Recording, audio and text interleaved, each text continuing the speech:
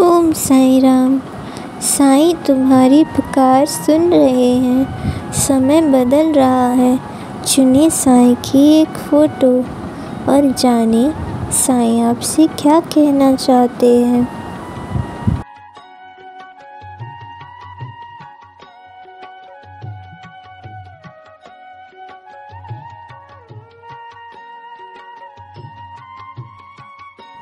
ओम साईं राम। पहली फ़ोटो। आप काम में काफ़ी व्यस्त रहेंगे, तुम्हें फुर्सत नहीं मिलेगी। फिर भी श्री साईं का स्मरण करो, सफलता मिलेगी। बीमार व्यक्ति स्वस्थ हो जाएगा। आपको दोस्त से मदद मिलेगी और काम पूरा हो जाएगा। श्री साईं का आशीर्वाद भी है। पूर्वाग्रह से ग्रस्त मन से आगे ना बढ़ें, यानी कि पहले के बुरे विचारों से ग्रस्त मन से आगे ना बढ़ें, अन्यथा आपको नुकसान होगा। मेरे बच्चे, मैं जानता हूँ कि तुम पीड़ा को सह सह कर थक चुके हो और तुम्हारा विश्वास भी मुझ पर से कम होने लगा। तुमने पूजा पाठ भी बहुत कम कर दी। लेकिन मैं तुम्हें यही कहूँगा कि तुमने देखा होगा कि जब भी तुम्हें कुछ समझ नहीं आता या तुम अपनी मुसीबतों से थक जाते हो तो तुम मुझसे नाराज़ हो जाते हो। तुम्हारा हक है मुझ पर मुझसे नाराज़ होने का भी।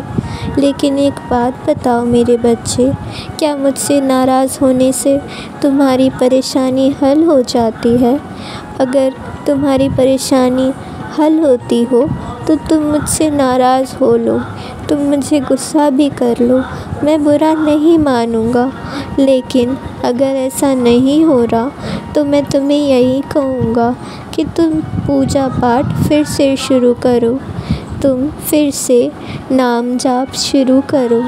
कुछ नहीं कर सकते तो कम से कम अपने साईं का नाम ही कहा करो या सीताराम सीताराम कहते रहो, क्योंकि तुम नहीं जानते कि कलयुग के जो जीव होते हैं उनमें धैर्य बहुत कम होता है। पहले के युगों में तो सालों साल वर्षों लोग तपस्या करते थे, तब कहीं उनका कोई काम बनता था, उन्हें ईश्वर के दर्शन होते थे। परंतु भगवान स्वयं जानते हैं कि कलयुग के लोगों में बहुत सारी बुराइयां वास करती हैं। उनके लिए खुद के मन को काबू पाना या अपनी किसी भी इंद्रिय पर काबू करना बहुत मुश्किल होगा। इसीलिए उन्होंने हम सबको अपने नाम रूपी जैसे पवित्र अमृत जैसे नाम का सहारा दिया। अगर हम दिन रात नाम जप करेंगे तो एक समय ऐसा आएगा जब तुम्हारे मन के अंदर स्वयं ही वह जाप चलने लगेगा और उस समय तुम अपने आप को एक नई ऊर्जा में अनुभव करोगे और तब तुम्हें कोई भी परिस्थिति विचलित नहीं कर पाएगी। सुख के बाद दुख और दुख के बाद सुख आता रहता है, लेकिन तुम क्यों घबरा जाते हो? इसकी बहुत बड़ी वजह यह है कि आज तुम जैसे कलयुग के लोग भगवान से, उनकी भक्ति से दूर हो गए हैं, जिस वजह से तुम्हारी जो खुद की ऊर्जा है इन परिस्थितियों से लड़ने की वो बहुत कम हो गई है और थोड़ी सी परेशानी आती नहीं कि तुम बिखर जाते हो। इसीलिए मैं तुम्हें कह रहा हूँ कि तुम्हें नाम जप करना शुरू करना होगा, क्योंकि स्वयं तुलसीदास जी ने ही ऐसा कहा है, कलयुग केवल नाम धारा, सुमिर सुमिर नर उतरहि पारा। श्री राम जय राम जय जय राम, श्री राम जय राम जय जय राम। अब तुम्हें चिंता करने की ज़रूरत नहीं। तुम्हारा समय बदल रहा है और खुशियाँ भी जल्द आएंगी और तुम मानसिक और शारीरिक दोनों रूपों से बहुत बलशाली बन जाओगे कि कोई परिस्थिति तुम्हें विचलित नहीं कर पाएगी। ओम साईं राम। दूसरी फ़ोटो। ओम साईं राम। हालांकि आप सभी भ्रमित हैं, लेकिन आपके जीवन का आने वाला समय संतुष्टिदायक रहेगा। आपका दृढ़ संकल्प और काम पूरा करने के आपके तरीके आपके लक्ष्यों और सपनों को पूरा करने में मदद करेंगे। यह आपके लिए नए कदम उठाने और आगे बढ़ने का सबसे सही समय है। इसलिए अपनी झिझक को पीछे रखें और अपने लक्ष्य की ओर कदम बढ़ाएं। आपका भाग्य कहता है कि आपको अप्रत्याशित संसाधन प्राप्त होंगे जो पहले नहीं मिले थे। यह आपके लिए रिश्ते बनाने का बहुत ही सकारात्मक समय है। मेरे बच्चे, मैं तुम्हारे जीवन में तुम्हारा गुरु हूँ, तुम्हारा मित्र हूँ और तुम्हें हमेशा ही सही राह पर चलने के लिए ही कहता हूँ। तुम्हें अपने गुस्से पर काबू करना सीखना होगा। गुस्सा तुम्हें बहुत कमज़ोर बना देता है। गुस्सा तुम्हारी सारी ऊर्जा को नष्ट कर देता है। वह ऊर्जा जो तुम किसी सकारात्मक काम में लगा सकते थे, वह तुम गुस्सा करके ख़त्म कर लेते हो। इसलिए अपने क्रोध पर नियंत्रण पाओ। और तुम्हें अगर समझ ना आता हो कि वो कैसे होगा, तो जब भी तुम्हें क्रोध आए, तुम ज़ोर ज़ोर से बस मेरा नाम पुकारना, साईं राम ऐसा कहना, और तुम देखोगे कि कुछ क्षण बाद ही तुम्हारा गुस्सा कम हो जाएगा। मैं जानता हूँ कि तुम्हें जिन लोगों पर गुस्सा आता होगा, वो निश्चित तौर पे तुम्हारे बहुत बुरे लोग होंगे जो तुम्हें कष्ट पहुंचा रहे होंगे, या कोई परिस्थिति होगी जो तुम्हें कष्ट पहुंचा रही होगी। पर मैं तुम्हें यही कहूँगा मेरे बच्चे, जिसने भी बुरा किया है तुम्हारे साथ, अब उसे मैं दंड अवश्य दूँगा।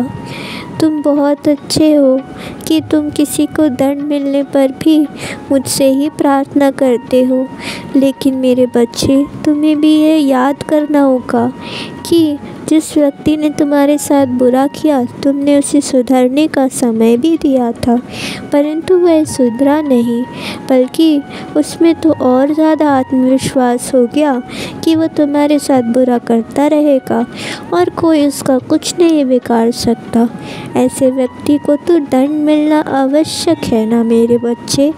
तुम उसके लिए खुद को दोषी मत ठहराना। मैं जानता हूँ कि तुम्हें कितनी पीड़ा होती होगी। और मैं तुम्हें ये भी बता दूँ कि जिसने भी तुम्हारे ऊपर कोई तंत्र मंत्र भी किया होगा, या जो भी नकारात्मक शक्ति तुम्हारे अंदर है, अब वह तुमसे दूर चली जाएगी। तुम्हें कुछ भी सोचने की ज़रूरत नहीं कि कब और कैसे होगा ये सब। तुम्हें तो बस चमत्कार की अपेक्षा थी ना मुझसे, तो वह चमत्कार अब ज़रूर होगा। तुम बस देखते जाओ तुम्हारा साईं तुम्हारे लिए क्या करता है। और हनुमान चालीसा अवश्य पढ़ना। और हनुमान जी की सबसे प्रिय चीज़ तो राम नाम है, और रामचरितमानस का पाठ वह भी पढ़ा करो।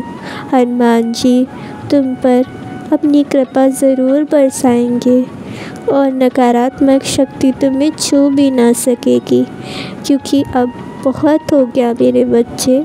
तुमने बहुत धैर्य रखा है। तुम्हारे जो काम नहीं बनते थे और जो भी तुम्हें स्वास्थ्य में दिक्कत आती थी, वो भी इस नकारात्मक शक्ति का ही काम था, पर अब यह तुमसे बहुत दूर जा रही है और अब तुम्हारा जीवन बहुत ही अच्छे से संतुलित आहार से चलने लगेगा। तुम बस अच्छे कर्म करते जाना, कभी बुरे कर्म करना मत, और गलती हो जाए तो अपना प्रायश्चित भी अवश्य ही कर लेना। हर काम करने से पहले उसे मुझे समर्पित कर देना, तो तुमसे कभी गलती नहीं होगी। ठीक है मेरे बच्चे, मैं तुमसे बहुत प्यार करता हूँ। ओम साई राम। ओम साई राम। तीसरी फ़ोटो। किसी दूसरे व्यक्ति की मदद से काम बनेंगे, तुम दुख से मुक्त हो जाओगे। श्री साईं से प्रार्थना करें। समय खराब होने से आप मुश्किल में हैं, अन्य का दान करें, दुश्मनी छोड़ दो, श्री साईं बाबा संभाल लेंगे।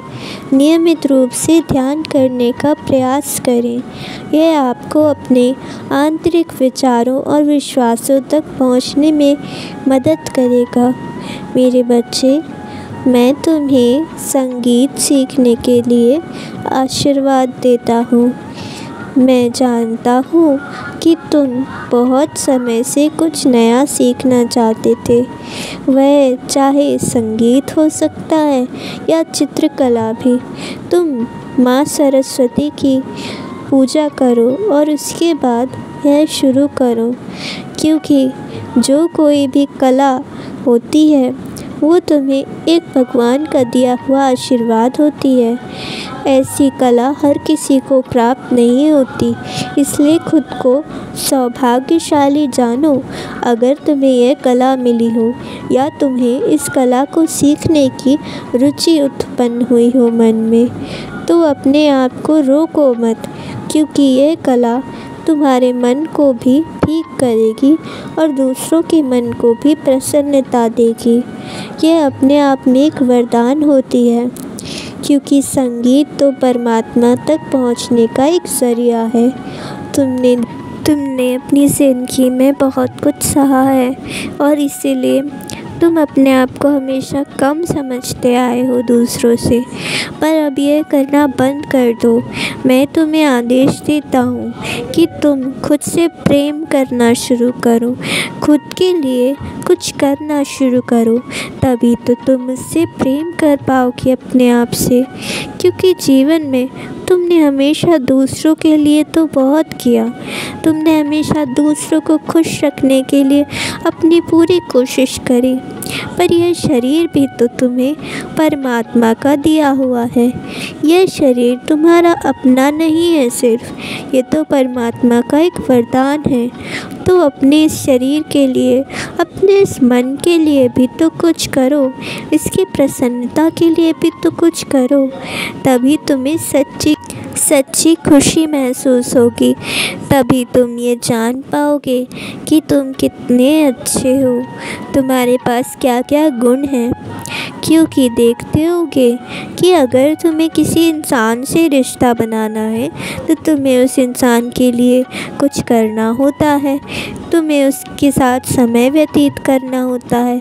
वैसे ही अगर खुद से रिश्ता बनाना है तो खुद के लिए भी तो तुम्हें कुछ करना होगा ना।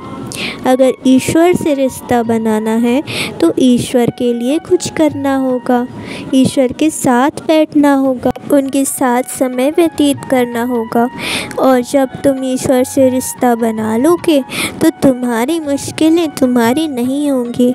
तुम देखोगे कि जहाँ जहाँ तुम जाओगे तुम्हें उनका अनुभव होने लगेगा, और कोई भी बुरा इंसान या और तुम देखोगे कि कोई भी बुरा इंसान तुम्हें छू भी नहीं सकता, और तुम जान जाओगे कि मैंने तुम्हें किस कार्य के लिए बनाया है।